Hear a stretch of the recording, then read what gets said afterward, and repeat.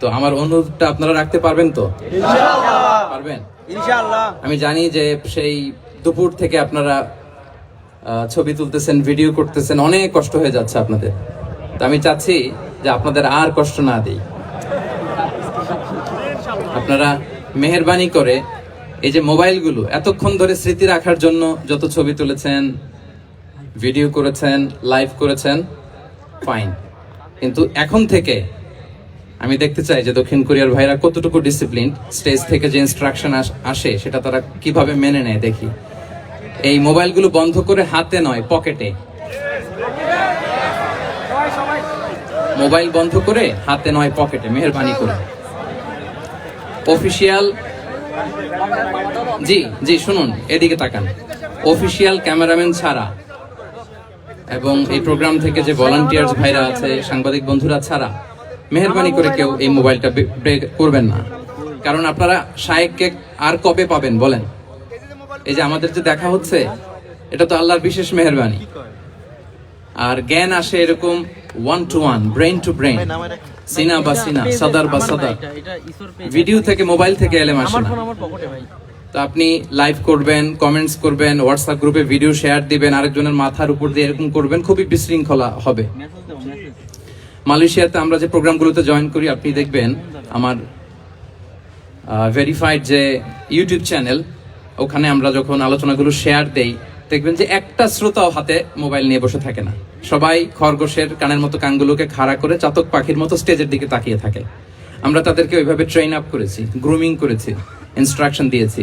তো এই যে আজকে আপনাদের প্রোগ্রাম, শায়েক এসে ধন্য করেছেন, এই প্রোগ্রাম গোটা বিশ্বে বাংলা ভাষাভাষী, from north two south, from east two West, the entire globe, সবাই শুনবে এই আলোচনা। তো যদি দেখে যে একজন উঠতেছেন, একজন দাঁড়ায় আছেন, ওই যে আরেকজন দায়িত্ব নিয়ে ভিডিও করতেছে এখানে,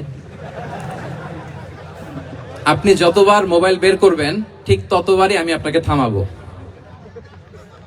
6:45-এ মাগরিবের সালাত, তো মাত্র 45 minutes in our hand, 45 minute.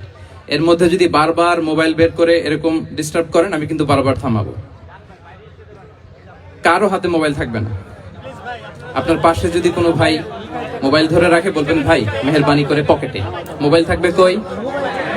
হয় না, একসাথে আওয়াজ করে বলেন, মোবাইল কোথায় রেখেছেন? পকেটে রেখেছেন? রেখেছেন? জি, পকেটে, পকেটে। মোবাইল শুড বি ইন পকেট। জি, মাশাআল্লাহ, মাশাআল্লাহ, আলহামদুলিল্লাহ। এই তো খুবই সুশৃঙ্খল, খুবই সুশৃঙ্খল। এই 45 মিনিট যদি বারবার আপনাদেরকে থামাতে থামাতে, ইনস্ট্রাকশন দিতে দিতে আপনারা নষ্ট করেন, আপনারা মাহরুম হবেন। আমি একটা টপিক নিয়ে কথা বলতে এসেছি, আপনারা যদি এভাবে মোবাইল ধরে রাখেন তাইলে ডিস্টার্ব হবে। মোবাইল বন্ধ, কারো মোবাইল চলবে না। Mobile should be in pocket. পকেটে রেখেছেন তো সবাই, না? 15 মিনিট পর আবার আস্তে করে বের করবেন। কারা কারা হাত তোলেন তো? বের করবেন, মোবাইল বের করবেন না। আমার দিকে তাকিয়েছেন তো? আচ্ছা, তাহলে আমরা শুরু করি। জি, আমার দিকে তাকান। নাহমাদুহু ওয়া নুসাল্লি আলা রাসূলিহিল কারীম, আম্মা বা'দু, ফাআউযু বিল্লাহি মিনাশ শাইতানির রাজীম, বিসমিল্লাহির রহমানির রহিম।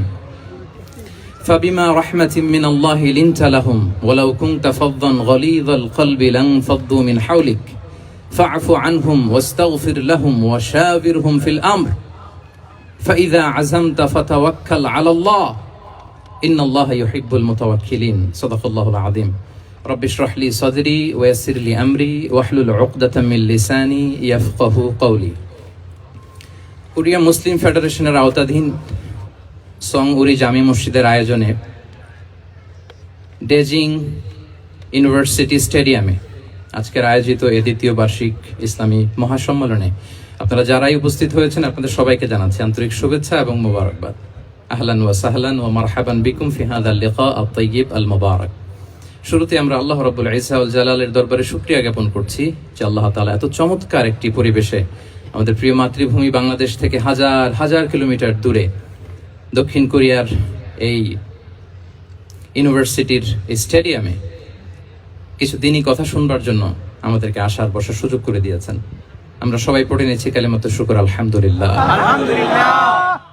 আল্লাহ রাব্বুল ইজ্জা ওয়াল জালালের দরবারে লাখো কোটি শুকর এবং সুজুদ এবং প্রশংসা শেষে আমি আজকের এই প্রোগ্রামের অর্গানাইজিং কমিটিকে অন্তরের অন্তঃস্থল থেকে ধন্যবাদ জানাতে চাই, যারা দীর্ঘদিন অনেক চেষ্টা করে অনেক আয়োজন করে আজকের এই চমৎকার ফুলের বাগানকে তারা সাজিয়েছেন।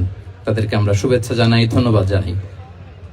আজকের এই প্রোগ্রামে উপস্থিত আছেন দক্ষিণ কোরিয়া প্রবাসী বিশিষ্ট ব্যবসায়ী ভাইয়েরা, চাকরিজীবী ভাইয়েরা, শ্রমজীবী ভাইয়েরা, এবং দেখতে পাচ্ছি গ্যালারিতে পর্দার অন্তরালে আমাদের মা বোনেরা এসেছে, কচিকাচা সোনামণিরা।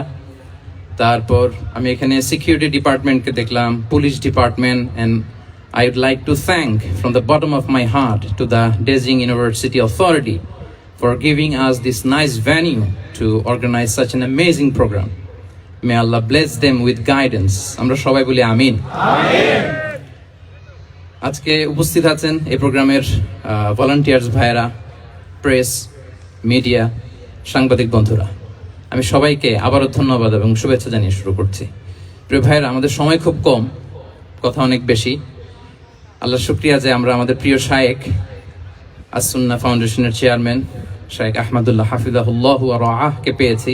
উনি কথা বলার পরে আর কিছু বলার অবকাশ থাকে না, সুযোগ থাকে না। এত সুন্দর করে বলেন, ঠিক কিনা বলেন? তো চমৎকার নাসিহা নিশ্চয়ই উনি করেছেন, কোরআন সুন্নাহর আলোকে কিউএস সেশন করেছেন, কোশ্চেন আনসার সেশন করেছেন। আমরা আল্লাহর কাছে দোয়া করি, প্রার্থনা করি শায়েখের আলোচনা থেকে যেন আমরা উপকৃত হতে পারি। শায়েখ যে দিক নির্দেশনামূলক বক্তব্য আমাদের সামনে উপস্থাপন করলেন, আমরা যেন সেগুলোর উপর আমল করতে পারি।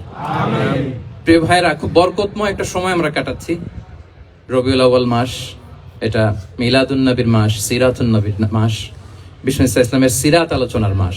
পুরো মাস জুড়ে আমরা বিষ্ণু ইসা ইসলামের আসিরা আল আতেরা, বরকতময় সিরাত নিয়ে, মিলাদ নিয়ে আমরা আলোচনা করে থাকি।